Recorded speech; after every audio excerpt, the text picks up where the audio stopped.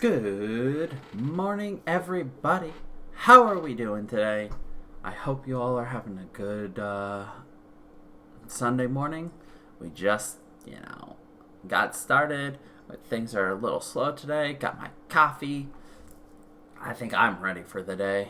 How about all of you? How are you all doing today? Let's get the plugging out of the way as quick as possible so that we can just jump right into our topic today. I stream daily at twitch.tv/DJ_funky_fresh. Everything goes up on YouTube at youtube.com/DJ funkyfresh gaming. And of course, these podcasts go up on Spotify and SoundCloud. Just search for Funky Bunch at Sunday Brunch Podcast. Anyway, so today's topic is a lot more just relaxed, a lot more just kind of me talking. I'll look some things up if I need to, but for the most part, we're just here, we're just chilling, and we're just having a good time. Open conversation. If somebody has something they'd like to say, go ahead, throw out your 2 cents. Because we're going to be discussing video games that I played growing up. And of course, if you have video games you want to talk about, throw it out, see if I know it. If I don't, you could try to describe it, see if I, recognize it or anything. Or even see if you recognize some of the old-ass games I've played. None of these will be in any kind of an order. It'll just more be like something pops into my head, so I talk about it. But, yeah. We're just kind of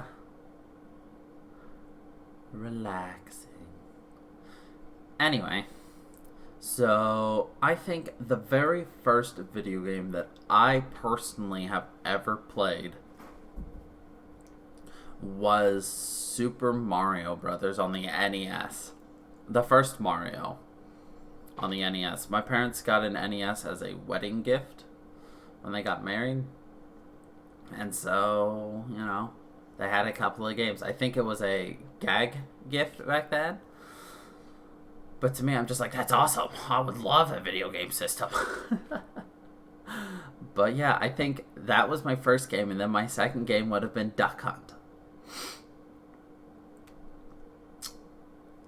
Yeah, it's very sad that the NES did not last more than a couple of years once I started playing it. I'm trying to figure out if I'm the reason my parents got rid of it, or if it's because it actually broke. They claimed it broke. I know a lot of NES systems, and I know those things can take a beating. So I think my parents got rid of it because they didn't like the fact that I was playing it so often. I think they were trying to stop me from playing video games, so they got rid of the NES and then told me it broke. Which is weird, seeing as they bought me a Game Boy. But I think they did that because they knew they could kick me off the Game Boy very easily. And I could go outside and play it. Even though the original Game Boys had no backlights, so you couldn't really play it outside. You had to have a light in order to play the Game Boy. Oh, man. But, let's see. What did I have on the Game Boy? On the Game Boy, I had Super Mario Levels? Let's see, that's another one I don't actually know. Mario on Game Boy. Super Mario Land. Yes, that was it. I had Super Mario Land and Super Mario Land 2, 6 golden coins. 6 golden coins was one that the actual end boss was Wario. That may have been the first introduction of Wario to Mario as well. The antithesis of Mario. And of course, when they did that, eventually they would have to make Waluigi, the antithesis of Luigi. But yeah, I definitely had those two games first. Because I remember playing Super Mario Land on my brick Game Boy. And then, I don't know how or when I got into Pokemon. And I'm unsure if I got into Pokemon before or after Dragon Warrior Monsters. Because part of me feels that some of those early video game on the Game Boy memories are me playing Dragon Warrior Monsters. And not Pokemon. Funnily enough, a lot of these Game Boy games I think I even found out about was because I was on the swim team. And whenever you had a swim meet, you've got like hundreds of kids just sitting around waiting for, their times so that you can swim.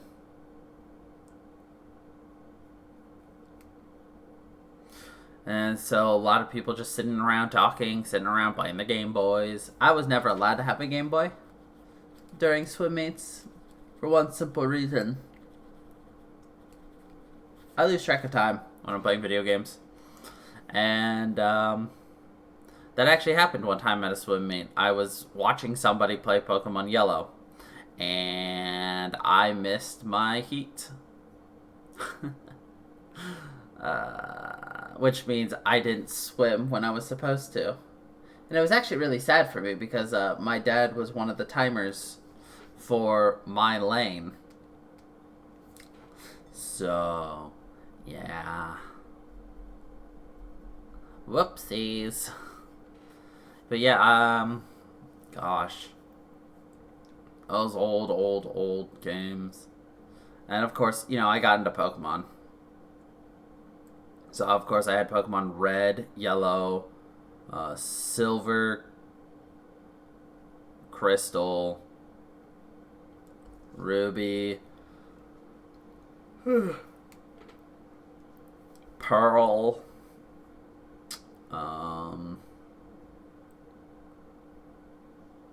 Black, or White and White 2.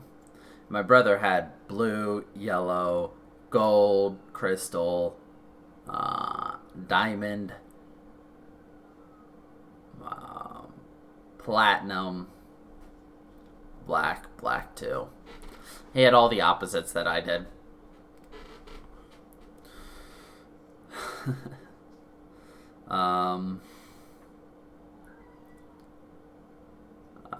Let's see.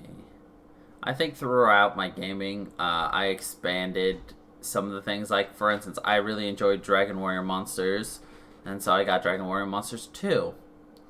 And I think I got Dragon Quest 4, 5, and 6 for the DS. And I definitely have Dragon Quest 9 on the DS.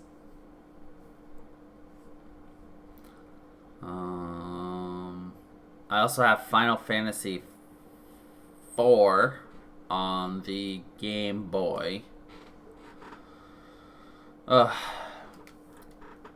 It was really weird.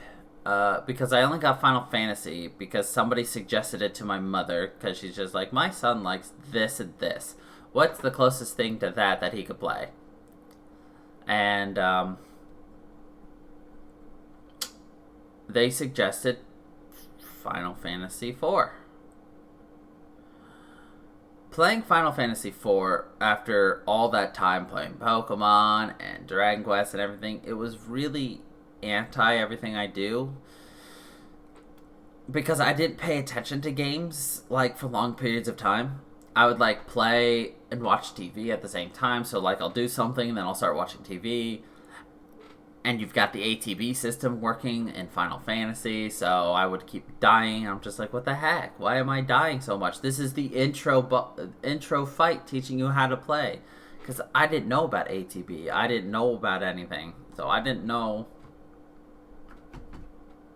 a lot. And then, of course, they didn't explain how you save the game, so it's just like I'd spend an hour playing the game, and I'm like, I'd like to save, so, you go into town, and like, well, how do I save? Where can I save? I couldn't figure out how to save. You save out of town. But I know that now. I didn't know it then. So I didn't get into Final Fantasy until college? End of high school? Kind of makes me sad that I wasn't into Final Fantasy for so long, seeing how much I love the series now, but I just honestly wasn't ready for it then. There are some games you're just like, you can play at any time and you'll love it at any time. Very true. And there are games that you probably won't get into a very, very long time. And that's also okay. Now here's a game that's a blast from the past. So, my parents used to take us to Max and Irma's. That's a family restaurant. And they had two great things about them. One, they had an ice cream bar where you could build your own sundaes. Amazing. But the other thing they did was upstairs, they had an arcade. And I used to play the crap out of the Simpsons arcade game. Like, it's funny just in how weird it is. But, like, anytime we would go, I'd get probably $2 worth of quarters, and I could play the arcade machine. Never beat it. I wasn't that good at it, so that would be why I never beat it. But it's also you gotta beat it all in one go, or you lose.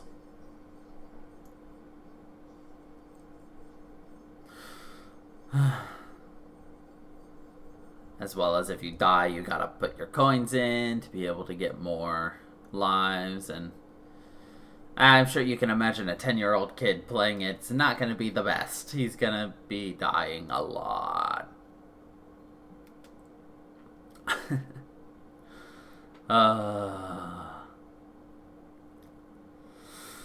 But yeah, I enjoyed going there. The food wasn't necessarily spectacular. I'm a very picky eater, so Max and Irma's, I would always just get the grilled cheese and fries.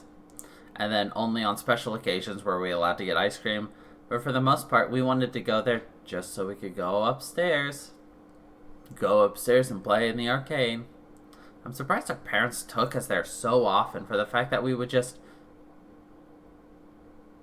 As soon as we would arrive, we'd sit down, we'd order our food, go upstairs to the arcade. Someone would come get us when our food's ready, so we goes down, eat, go back up to the arcade. I mean, hey, what are you gonna do? We're kids. We want to play video games. But, yeah, that was a weird and fond memories from, going out to eat there. Let's see. My parents bought us a GameCube in my second grade. So, God, I don't even have a metric for that. Alright, let's see. That's 10 years plus 4 plus 3, 17 plus 2, 19. We got the GameCube when I was 9. And we got it on the condition that you can only play it if you have good grades. And for 1 hour a day. During the week. And if you wanted more time, you had to go outside. For every hour you were outside, you got an hour of video game time. My brother and I discovered we could just take our Game Boys, bike to the local park, and sit down and play Game Boy for 2 hours. Then bike back and then be able to play GameCube for 2 hours. It was a good, It was a good workaround for us. Of course. And the local playground had a gazebo, so we could sit in the shade, so we weren't even really outside. And they had a pop machine, so if we brought $1, we could also get a drink.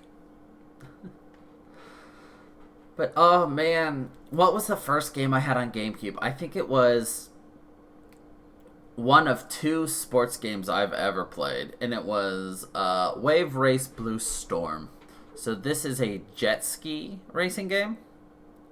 So you're riding around on a jet ski, and you're just kind of racing. I'm considering it sportsy because it's got more like human components, and it's a racing game. I don't consider things like Mario Kart as a sports game, but like Wave Race Blue Storm, close enough for me. The only other sports game I played was Backyard Baseball. You know, the game where you had a kid in a wheelchair batting, and he was the fastest character in the game.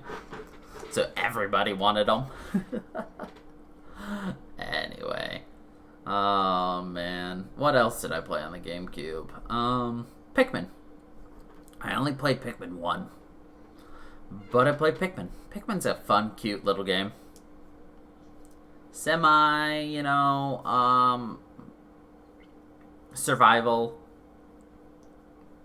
Slight horror.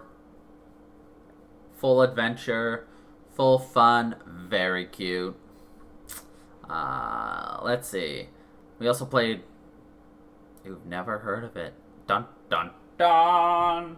How could you not have heard of Pikmin? It's adorable.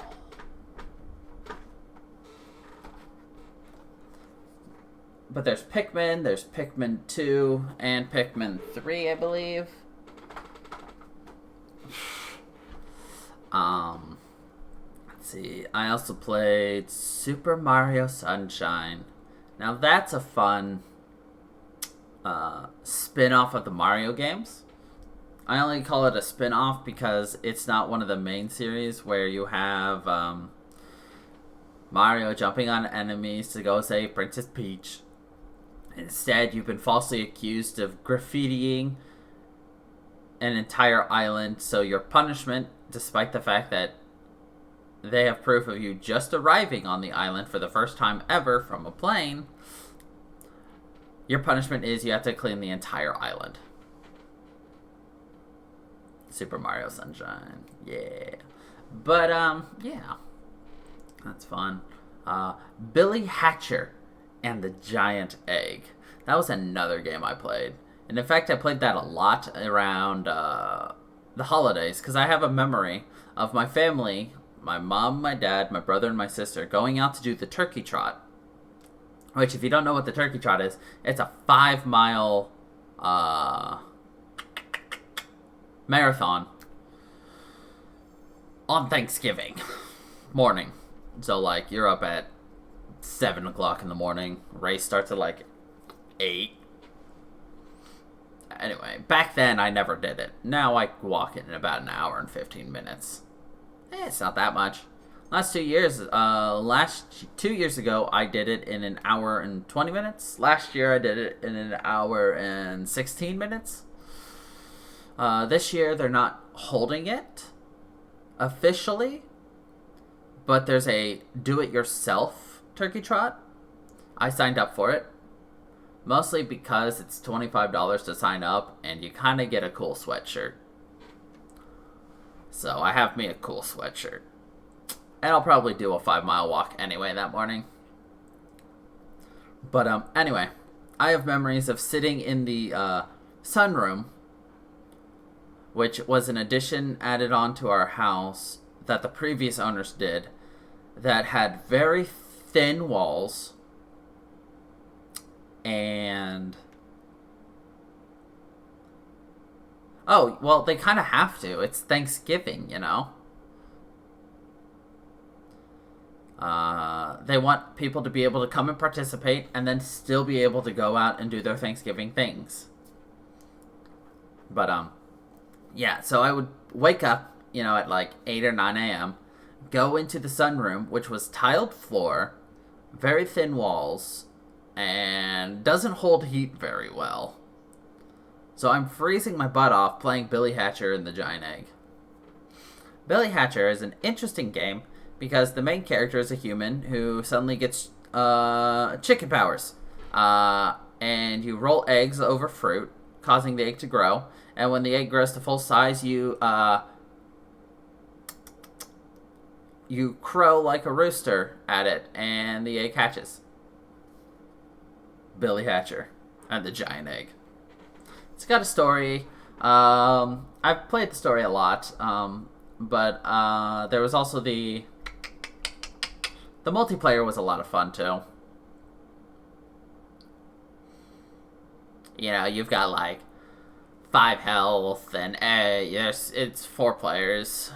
So you're like running around trying to hit them with the eggs. You hatch eggs. Some eggs have special powers. Some eggs have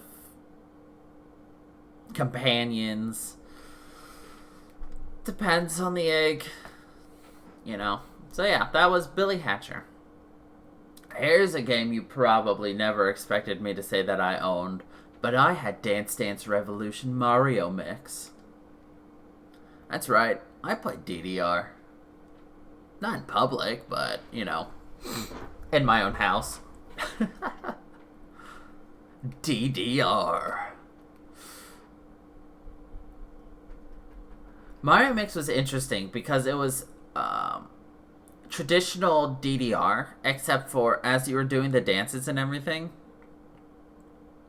you were progressing through stages. So you actually had like you had a mission, you had a goal, and you had to like defeat enemies in a dance-off or something like that. I don't remember. It's been 15 years since I've played it, maybe. It's been quite a while. Let's see. Harry Potter and the Chamber of Secrets. Yes, I had Harry Potter and the Chamber of Secrets for the GameCube, and The Prisoner of Azkaban for the Game Boy Advance. If you would like, I could probably play those on stream at some point. Old Harry Potter games. They're very interesting, to say the least. They were hard as a kid.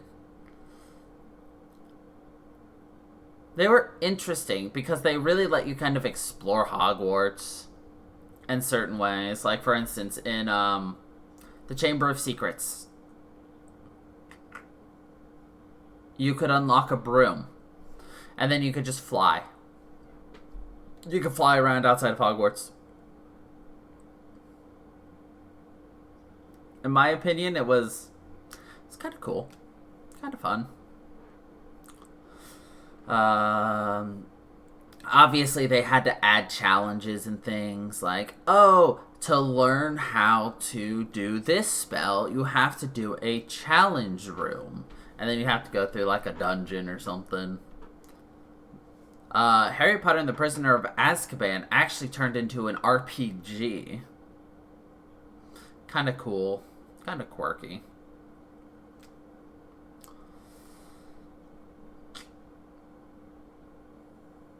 I do have a Goblet of Fire DS game. I have no memory of it, though.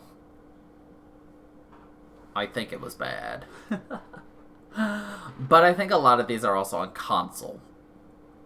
See, the problem with some of the DS games and emulating DS games is there's a microphone option, at which point you have to speak into the microphone or blow into the microphone. Not as easy to do on a PC. But whatever. I'm sure I can find them. And of course, we've got that new Harry Potter game coming out, next year? PC? So, yeah. Anyway, another game I played the crap out of was Harvest Moon, A Wonderful Life. We did do that on stream. It was not my first Harvest Moon game either. I had a Harvest Moon game on the Game Boy. But it It vanished. I have no idea where it is. I have looked through my parents' entire house. It just doesn't exist anymore. I have a feeling that the dog destroyed it and my parents threw it away and they just never confessed to it. Or, like, somebody stole it from me. Because, I mean, I'll admit, I've stolen games from people. Let's be honest. Yeah. But yeah, Harvest Moon. Harvest Moon was always fun back in the day.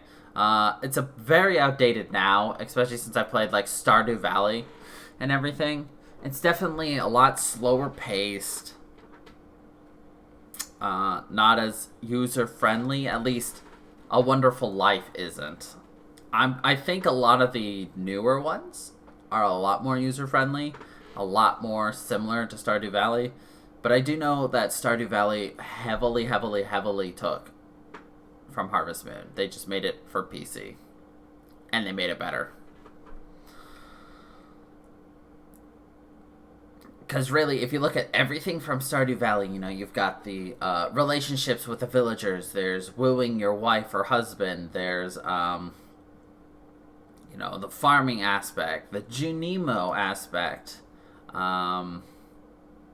Buying and selling things, making the most. You know, building up your house. Building up your farm. Animals, all that. All of that is directly from Harvest Moon. The Junimos, you know, for Stardew Valley correlate directly with the harvest sprites. You know, the mystical creatures from Harvest Moon. You know, wooing your spouse. Building your farm. Creating relations with your neighbors. You know, all of that was just made better in Stardew Valley. So really, if you're ever interested in something similar to Stardew Valley, look at Harvest Moon. Look at recent Harvest Moon. Don't look at the old Harvest Moon. But, yeah, look at Harvest Moon. Now, this game is a game I played the crap out of, and none of my friends will ever play it with me again, as in multiplayer. James Bond 007 Nightfire. I played the crap out of this game. Both the story mode and the multiplayer mode. Now, multiplayer, a lot of fun. There's one app in particular I loved. But, it's your typical,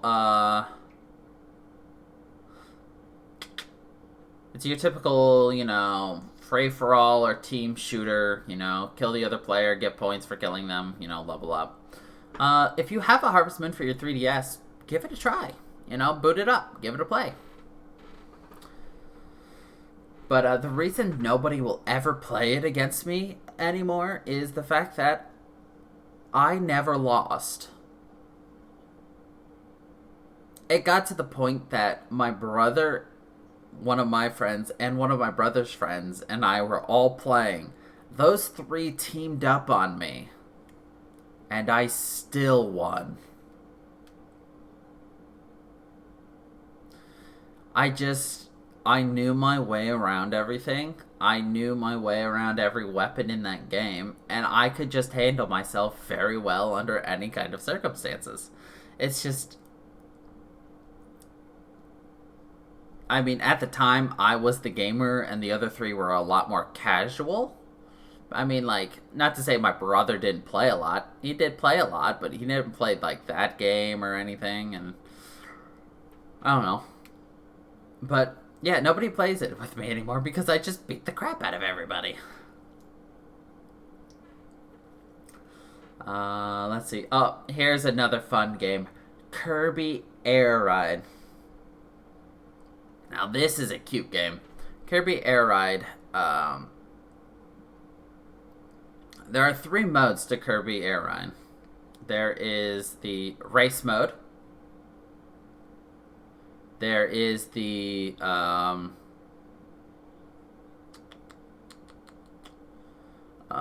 free-for-all mode. And then there's like a free-for-all race mode. So race mode, you got your Kirby, you got your Kirby color, you can customize that at the very start. And then you get to choose from X amount of carts. You unlock these carts by filling in spots on a checklist. It's a board, actually. A checkboard full of different tasks, like beat this level in this amount of time with this cart. Race mode. Free-for-all. I'm going to do the free-for-all with race elements tied to it. So free-for-all with racing, you've got 10 minutes in the free-for-all world to find the cart of your choice. So, like, the carts are scattered throughout the entire world, and, you know, you've got your normal vehicle, the Star, and you're just flying around looking for the cart you want. However, you can also boost your cart stats by collecting certain power-ups as you're kind of going through. And in addition to that, you can unlock one of two special carts by finding items as they drop in the world.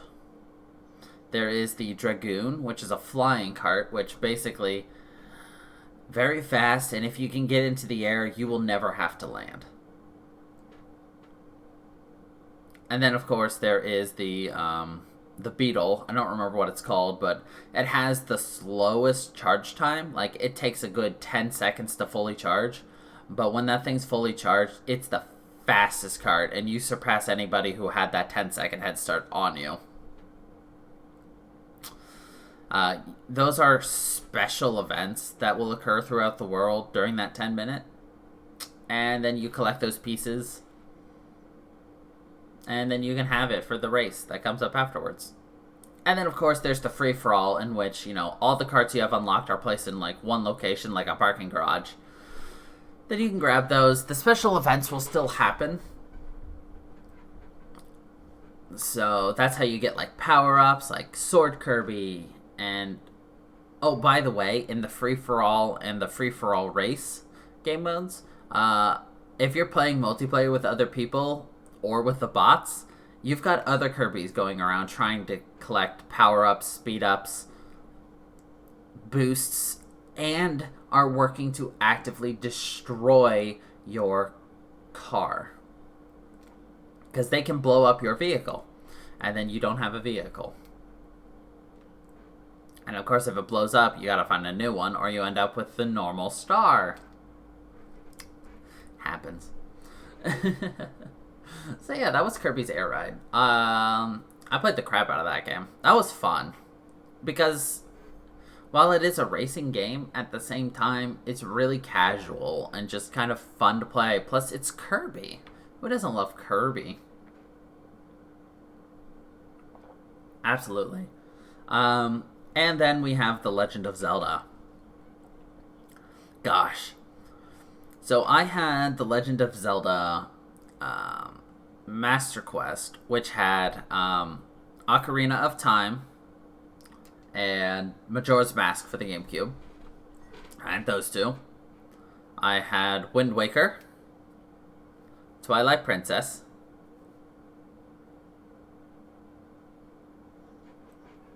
I had all of those. 3 of them for the GameCube, Twilight Princess for the Wii. I had Link's Awakening DX. I had Oracle of Time, Oracle of Ages, Oracle of Seasons. I had Legend of Zelda: Link to the Past. I had Minish Cap. I had Spirit Tracks. I had Phantom Hourglass. I've had every single Legend of Zelda game except for Skyward Sword. Let me put it that way. Much easier. I had 1 and 2. I've had them all. Except for Skyward Sword. So, Legend of Zelda. Big part of my childhood as well. I enjoyed playing all those games. They were very, very fun. Still are fun. Still like playing them. So, here we go. Here's a good series I played. The Lego series. Lego Star Wars, Lego Pirates of the Caribbean, Lego Indiana Jones. But mostly it was Lego Star Wars, episodes 1 through 6. That's something I'm thinking of playing again soon. Like, the Lego games are just so cute. You would love them. They're on Steam. You might want to check them out, Emotive, since you've never played it. Look at it on Steam. They're very cute. You can play as any of the characters. I think there's Lego Harry Potter. There's Lego Lord of the Rings. They made a lot of Lego-based other series video games. And it just follows... Well, like I said, there's Lego Harry Potter.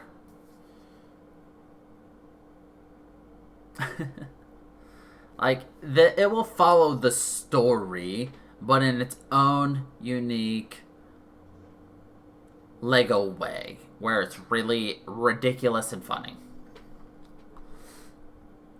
Let's see. Luigi's Mansion. Another game I used to play. Funnily enough, when we first got Luigi's Mansion, I couldn't play it. It was too scary for me. I made my dad play it. Because I got scared. Because the ghosts scared me. Because they'd pop out of nowhere, and I don't handle jump scares well.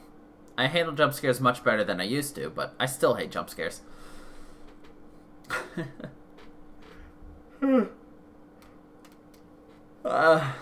Yes. It's very but whatever. Luigi's Mansion was always cute. I have Luigi's Mansion 2 for the 3DS. But that still leaves me with Luigi's Mansion 3, which I have not played, but, you know. I have not. I didn't know there was a Luigi's Mansion at an arcade similar to Dave & Buster's. That sounds like a lot of fun, though. But yeah, no, I've never played that. That involves me going out to arcades. I don't do that. That sounds like a lot of fun, though. Yeah, that really does sound like a lot of fun.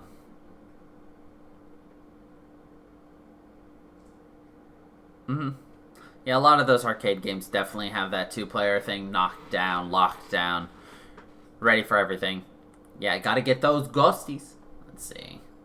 Yes, we've also got Mario Kart on our list. I played, let's see, Mario Kart Double Dash, Mario Kart 7 for the DS, Mario Kart 8 for the 3DS, Mario Kart on the N64, Mario Kart has always been fun. I even can say that on the DS Mario Kart 7, I have beaten some of the developer ghost times on just flat racetracks. Not all of them, but I have beaten some of them. Now, I'm not the fastest in the world at those, because obviously speedrunners are going to be faster, but I have placed respectably high back in the day when I used to play it a lot. Mario Kart 7 was my shit, and I was very good at it. But for instance, with Mario Kart Double Dash, back in the day, my brother and I would do a challenge. We would sit at the start line and let everybody lap us once. And then we'd race to see who could get first. Needless to say, one of us always got first. That's also because Mario Kart's very unfair with the rubber banding.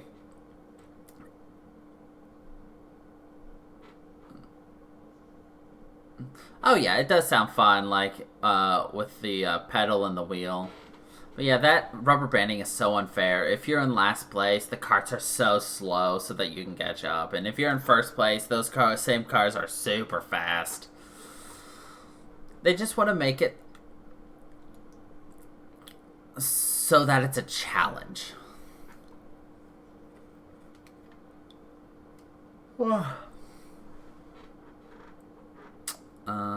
Playing Mario Kart on the Wii is not fun if you're using the steering wheel, which I have. I've got the steering wheel apparatus. It is a bitch to play, to be honest. But speaking of racing games, next we've got Simpsons Road Rage. Now, Simpsons Road Rage. When my parents bought it for me, they said I'm allowed to play it, but only on one condition. I have to turn the voice acting off. No voices allowed. Because they said bad words, and I was like 10. So I could play the game, but only if the voices were off. But I mean, Simpsons Road Rage, the job of it was to just... You had a timer, and you had to pick up as many people as possible and drop them off at their location. And as you did it, you got more time based upon how fast you did it. Road Rage. That's about it. That's all I can say about it, because that's all you did. It was just picking people up, dropping them off. It was fun exploring the world and everything in The Simpsons, but, you know, Road Rage didn't have a whole lot. But then we move on to Simpsons Hit and Run. Now that was GTA Simpsons style. It was cute. It was fun. I've played that game many, many, many times. I think I had it on the Xbox. Yeah, I had it on the Xbox. I mean, you know, you've got a story. You're going to switch between multiple different Simpsons characters. And as you play through the games, you unlock different levels, different cars that you have access to. It's a cute little open world Simpsons game. Yeah. Next, we've got Sonic Adventures DX Director's Cut. One of the only Sonic games I've probably played. Very open world, very 3D, very cute with the chows. Chaos chows. But it's your typical Sonic game. You can actually play it with multiple different times. You can play it as Sonic, who has his own story. You can play it as Tails, who has his own story. You can play it as Knuckles, who has his own story. You can play it as Amy, who has her own story. You can play it as Big the Cat, who has his own story. And you can play it as a robot, who has his own story. As you can see, you can play the same game 6 times, but it's a different story. Different character, different abilities, different everything. So it has a lot to offer. It really is insane. And each of those games is several hours long. Assuming you don't get lost. Which that game is very easy to get lost in my opinion. Let's see, Spider-Man. Yes, I have a Spider-Man game for the GameCube. After I beat it the first time, I found some cheats for it. Input some cheats, and then the game is just trivial. Because there's a cheat to be the Green Goblin, which I would always use, and if you're the Green Goblin, the entire game becomes very trivial. Very easy. Very simple, and you can fly around as the Green Goblin on his glider. A lot of fun. I might play that on stream sometime. Spider-Man. Doesn't hold up very well if you really compare it to old games, but, you know, whatever. There's a second Spider-Man. I do want to play the Spider-Man on PS4, though, at some point. The newer ones.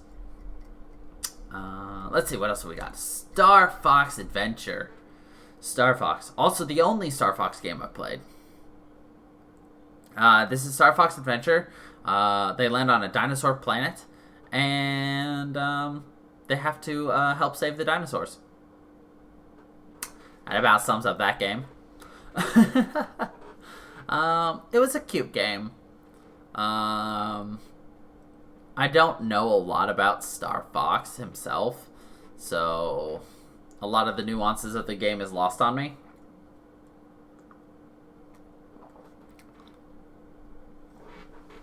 But it was a fun game to play.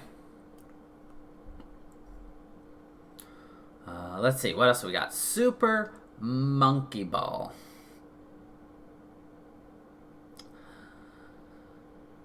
This is a weird game.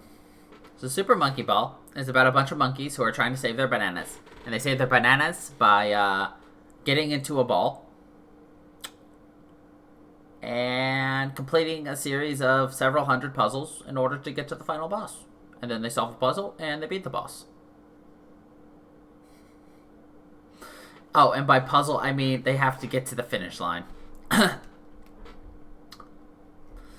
That's the story mode. We played the arcade mode mostly. At which point, you know, you're kind of just going around and like... One of our favorite ones was,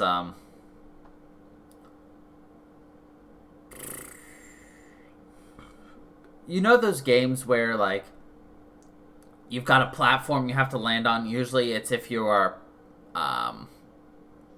parachuting down, you've got, like, a target, and where you land in that target, you get a certain amount of points. You know what I'm talking about? Well, there's a game mode similar to that, where you roll down a hill, and then you get launched in the ball, and then you open the ball, so they become like wings almost, and then you're kind of just gliding around, and your goal is to try to stick and land onto the target, and hope you get the most points. They're just cute little mini games similar to that. That's what Super Monkey Ball is. And then, of course, we get into a fan favorite, Super Smash Bros. Melee. I played the crap out of Super Smash Bros. All of the Smash Bros. N64 Smash Bros. GameCube Smash Bros. Wii Smash Bros. Okay, I didn't play the Wii U 3DS Smash Bros. But I did play the Switch Smash Bros. Which we still need to finish at some point. Some point we'll do it. But Smash Bros. Has always been a lot of fun to just play with people. Yeah. Smash Bros. A lot of fun. I think that was also one of the first few games I got as well, alongside, you know, Wave Race. My mother wasn't too happy about it because it was rated T for teens.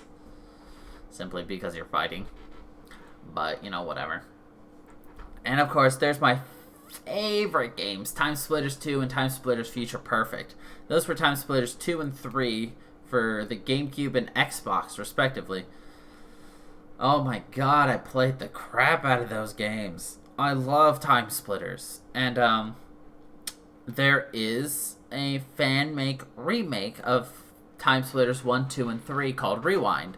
And, they're getting closer to finishing it. At least Time Splitters 1, and having a lot of the multiplayer things open for online. That has been in progress for about 7 to 10 years. And it is something I've been watching for quite a while, because that is something I really want to play online with other people. Just because it's a lot of fun. It's just, you can just chill. You can just chill and play with people, you know? And I just like that, you know?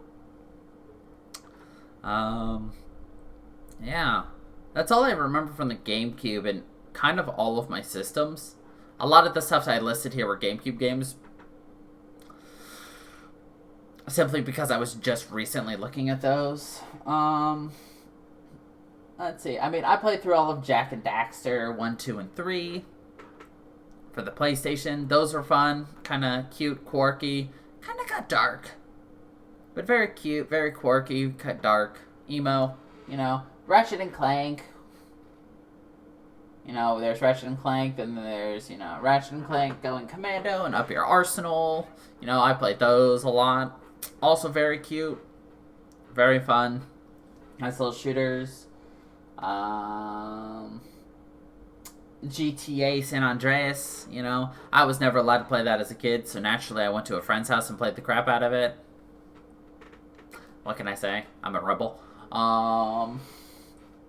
There's Bully, which is made by Rockstar and is a kid GTA. Quite literally. I will play that. Absolutely. I want to share Bully with people. I want to share my bullying with people. No. But for real, though. Switching to computer games. This will definitely date me, but I played some video games on the computer with a floppy disk.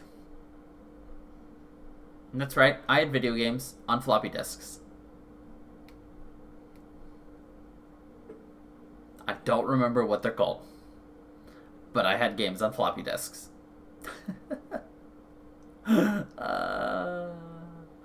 Yeah. I also had some of those really weird educational games like Putt Putt Goes to the Moon, Freddy Fish. There's one that helped you with math. That was like a magical mountain that you had to like scale up and solve math problems. Don't remember if I ever beat it. Yes, Panda, Putt Putt Goes to the Moon. There was the game that we were only allowed to play around the holidays. Actually, there were several of them. There was, Commander Keen.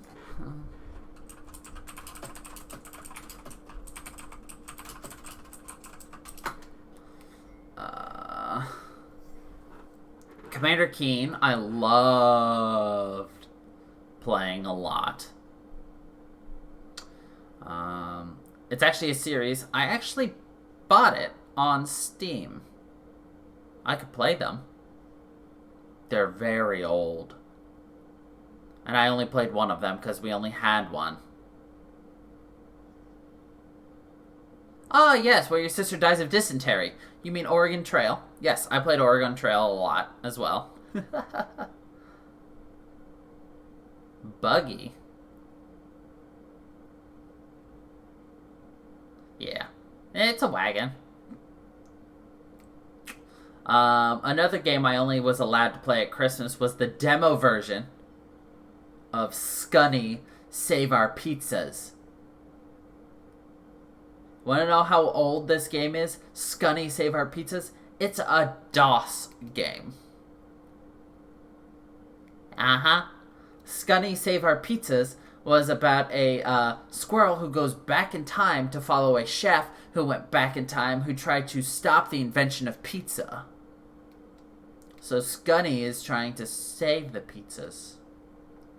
I never beat it. It was very hard. Very input laggy. It is considered a horrible game. Like, it is considered a bad game. Like, a very bad game. There's a speedrun event I watch called Cuso Grande. It is a... it's not a speedrun event. It is a... it's a race where the organizers pick the worst games that they possibly can and know about, and they randomly give them to the racers. Granted, there are some things like, oh, if you've heard of this game before, you're not racing it, But Scunny Save Our Pizzas, everybody was just like, this is the worst game in the world. What the hell is this game? Scunny Save Our Pizzas. It was a lot of fun. Weird, but fun. Another game I got to play only on Christmas was Elf Bowling. I'm pretty sure that was just a Flash game somebody made, but, you've got Santa bowling, except for the pins are elves, and they died horrible, gruesome deaths. Elf Bowling. I think you can find that for free online as a Flash game, or a Java game. I played Half-Life. And there was a tank game I used to play. And of course, I used to play Nerf Arena Blast, which you guys have seen. Well, I recently recorded it and put it up on YouTube. Nerf Arena Blast. Laser tag meets Nerf guns meets an FPS. I'll do some more videos on that one, just because blast from the past, great memories. I want to beat the game. Type of deal, so. But yeah, those were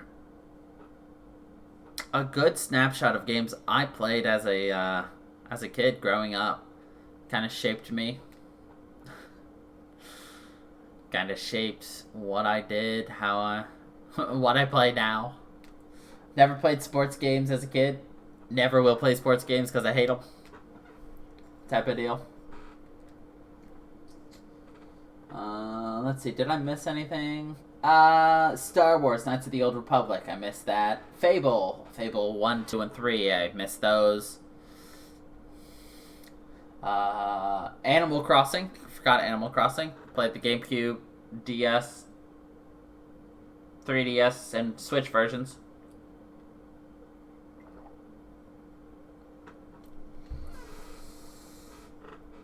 I missed a ton on the 360, obviously, like Saints Row 1, 2, and 3, BioShock 1 and 2, Left 4 Dead, Halo, Gears of War, Fuse, Dishonored. Right. I mean, a lot of people will have different video games they played simply because of, family or friends and things like that. My style of gaming is not necessarily going to be the same as everybody else, and so that's why things like that happen. Ow, my jaw. But, yeah. I think that about does it for us for this podcast. I kind of wanted something lighthearted and everything because we've done quite a few heavy topics in a row. Something lighthearted before we jump into something more like that. I've got some ideas that I'm working on, potentially, but I figured just a nice chill, let's talk about things I played in the past. Seemed like a good idea. So, that's what we did. But, yeah. So, we're going to be ending it here. So, thank you everybody for watching. I hope you all enjoyed. And until the next time, everybody, stay funky, people.